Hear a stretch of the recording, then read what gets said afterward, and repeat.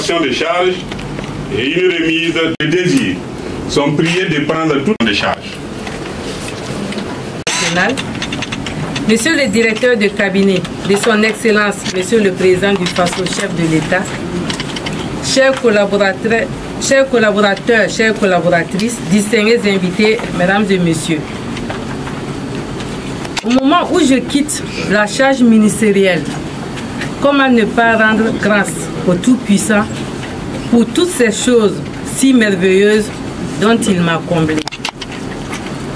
Aussi, permettez-moi d'exprimer ma reconnaissance à son Excellence, Monsieur le Président du FASO, chef de l'État, le capitaine, pour la confiance qu'il a bien voulu placer à ma personne, en me confiant la conduite de ce ministère si stratégique pour notre nation.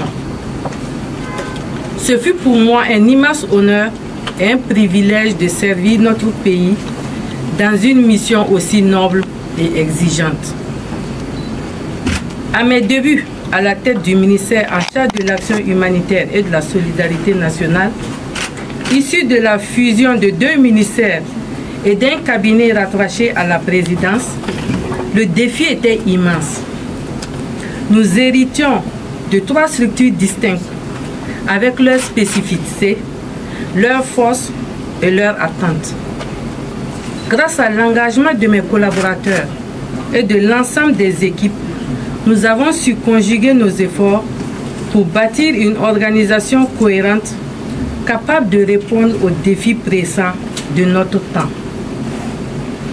Je tiens à exprimer ma profonde reconnaissance à tous ceux qui m'ont accompagné tout au long de cette mission pour leur expertise et leur soutien, les équipes héritées des structures fusionnées pour leurs précieuses contributions, ainsi que les membres de l'équipe unifiée dont la détermination et l'innovation ont été déterminantes.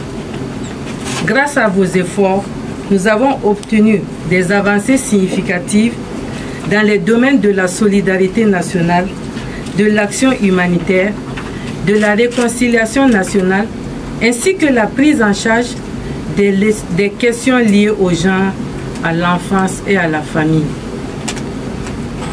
Votre engagement a été le moteur de ces succès et je vous en remercie vivement.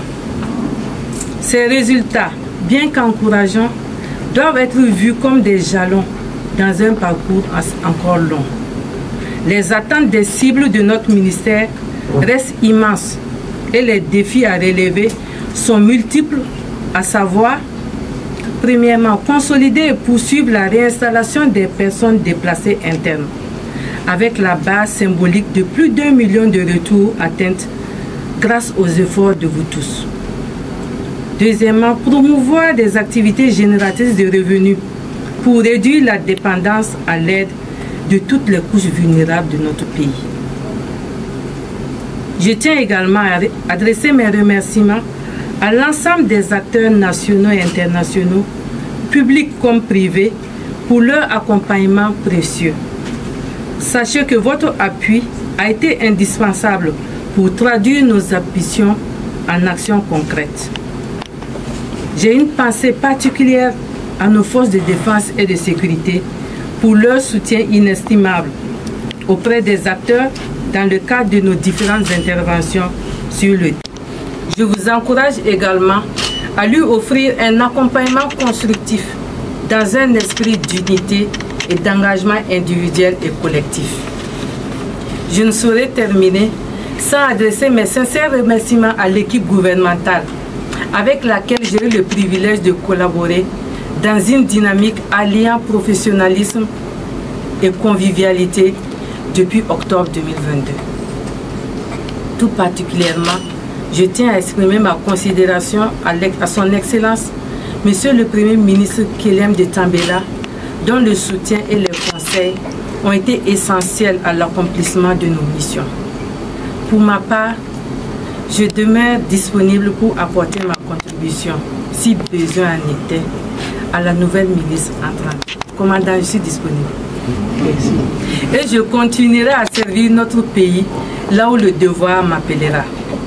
Je quitte ce poste avec un sentiment de gratitude mais aussi avec l'assurance que l'élan collectif que nous avions initié continuera à porter des fruits pour le bien-être de nos populations. Je vous remercie toutes et tous pour votre engagement et votre dévouement. Presse. Le 8 décembre 2024, portant composition du gouvernement, vous avez été nommé ministre de l'Action humanitaire et de la Solidarité nationale. Au nom de son Excellence, Monsieur le Président du Faso, je vous déclare solennellement installé dans vos fonctions de ministre de l'Action humanitaire et de la Solidarité.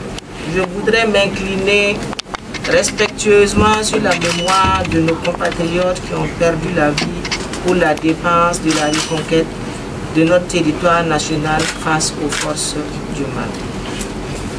Tout en remerciant Dieu pour la grâce qu'il me fait en ce jour de servir ma patrie à ce niveau de responsabilité, je le prie de me donner la force et la probité morale de remplir ma mission en tout temps, en tout lieu et toutes circonstances jusqu'au sacrifice suprême s'il le faut.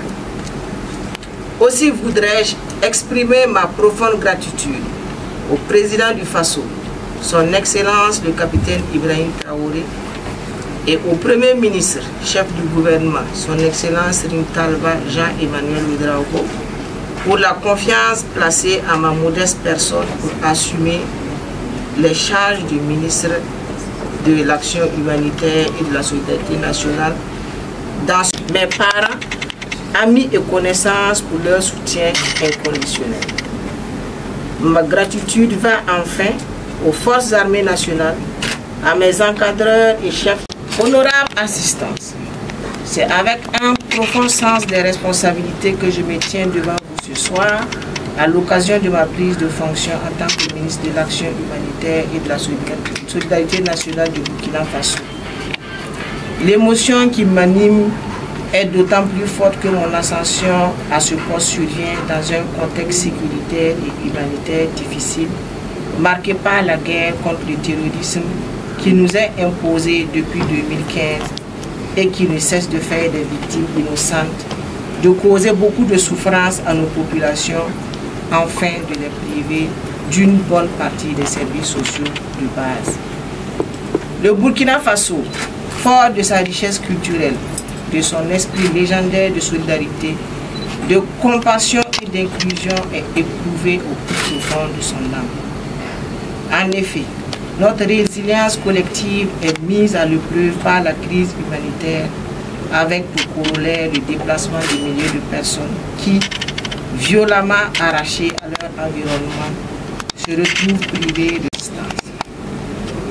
Ces milliers d'enfants, de femmes et d'hommes, en sus de traîner le traumatisme causé par les atrocités de la guerre, se retrouvent dans une précarité extrême et ne demandent que de meilleures conditions d'existence. Malgré les efforts continus de reconquête du territoire par l'État et de réinstallation des populations dans les zones libérées, nous constatons que de nombreux défis restent à relever.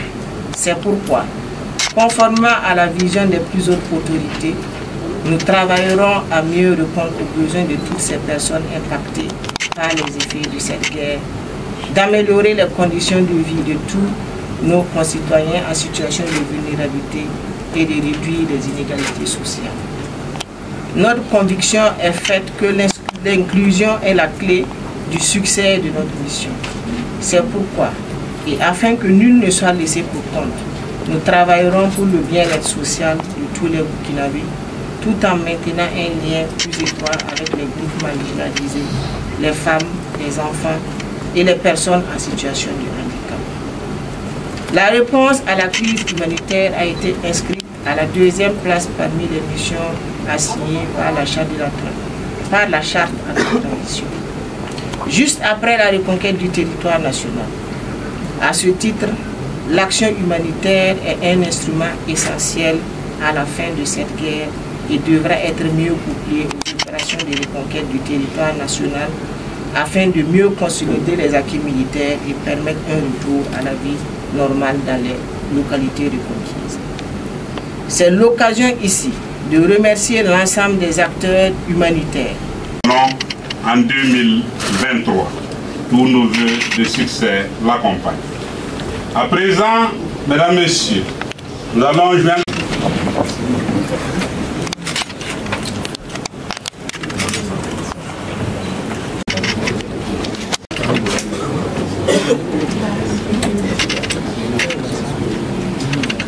Mesdames et Présent en guise de et tout protocole respecté. C'est un message du chef de l'État que j'ai à l'endroit des ministres sortants et entrants. Madame Nandi Somé Diallo, le chef de l'État, me charge de vous traduire toutes ces salutations et sa reconnaissance pour les résultats forts appréciables auxquels le département est parvenu sous votre leadership. Avancez maintenant.